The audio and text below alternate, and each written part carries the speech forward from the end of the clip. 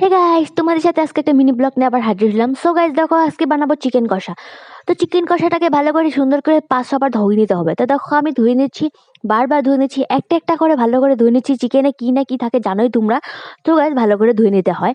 তারপরে দেখো ভালো করে ধুয়ে নেওয়ার পর একবার ধুলাম, তারপর আবার ধুয়ে নেবো। ধুয়ে নেওয়ার পর ভালো করে সুন্দর করে একটা একটা করে ধুয়ে সাফা করে তারপরে দেখো এখানে কি সুন্দর পরিষ্কার হয়ে যাচ্ছে চিকেনগুলো। তারপরে এরকম এরকম করে ধোয়ার পর আমি দেখো গরম জল দিয়ে ধুয়ে নিলাম। গরম জল দিয়ে ধোয়ার পর দেখো কি সুন্দর পরিষ্কার হয়ে গেছে।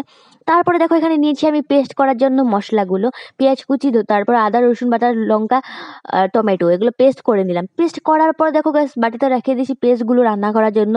তো দেখো মাংসগুলোতে লবণ দিয়ে সুন্দর করে ম্যারিনেট করে ধুয়ে দিয়েছি আমি। তো মশলাগুলো দিইনি। তো গাইস দেখো সুন্দর দেখা যাচ্ছে, অনেক সুন্দর।